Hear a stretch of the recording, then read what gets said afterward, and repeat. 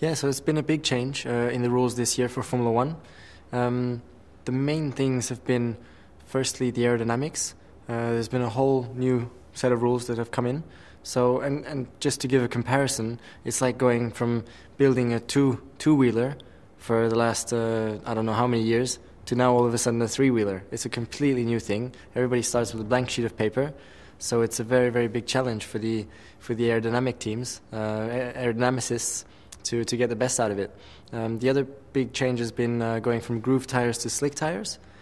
It's just going to give us a bit more mechanical grip, really, and might be a bit more forgiving for us drivers. And over the long run, so if you do 20-lap stints, that's also going to be a bit of a difference there from grooves to slicks. With the slicks, there's a lot more degradation, so we're going to be a lot slower towards the end of a stint than we were with the grooves. Yeah, for us drivers, it's a big change because there's a lot more to do in the cockpit. We have the adjustable flap in the front now, we have the KERS. These are all buttons that we're going to have to push nearly every lap. So there's a lot more going on, and you really need to practice and get into it so that in the event you know exactly what you need to be pushing. I'm feeling very confident, yeah. Also, the whole team is very positive, filters through all the way down to the bottom, which is nice. And so, yeah, you never know where you're going to be because there's such a quick development rate also that there's such big steps still to come for the Melbourne race. So even if now in testing it looks okay, there's no guarantee that it's still going to be okay by the time you get to the first race.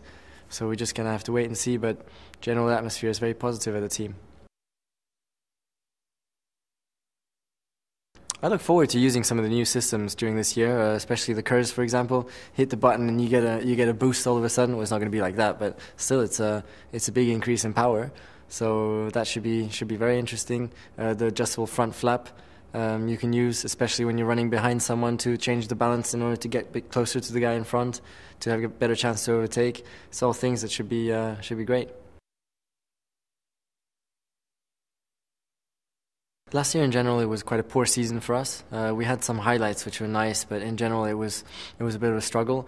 So we can definitely do better this year, and I hope we can do a lot better this year, which would be really nice for the whole team.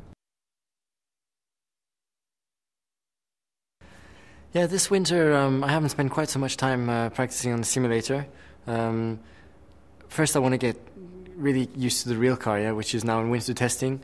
And then we can go into the simulator and try and start to get a feel of how realistic is it with the new aerodynamics and everything in the simulator, because you need to tune it also. Yeah, so first I want to get a hang of the proper car.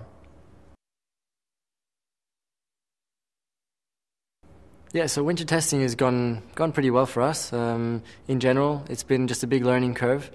A lot of new things, which is really a challenging thing also for a driver, because you need to learn so many new things and understand and follow and try and help the engineers, and so it's really enjoyable. It's an enjoyable part, or not an enjoyable part, but it's a part where I'm very motivated to try and get the best out of it.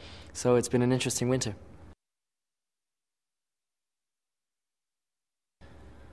I'm most looking forward to having success with my team this season. I think there's a good possibility we can achieve that, and that would be really nice.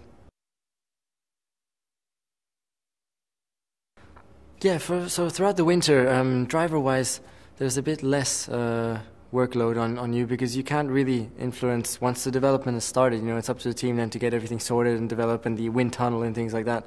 So it's then really when the testing starts, the driver becomes important again and can really have an influence and give certain directions and ideas and thoughts.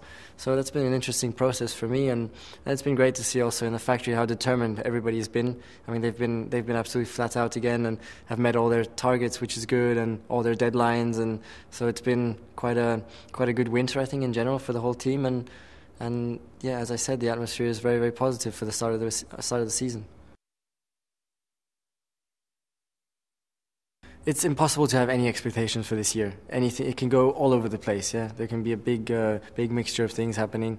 So just hope for the best, and I believe that we can do well.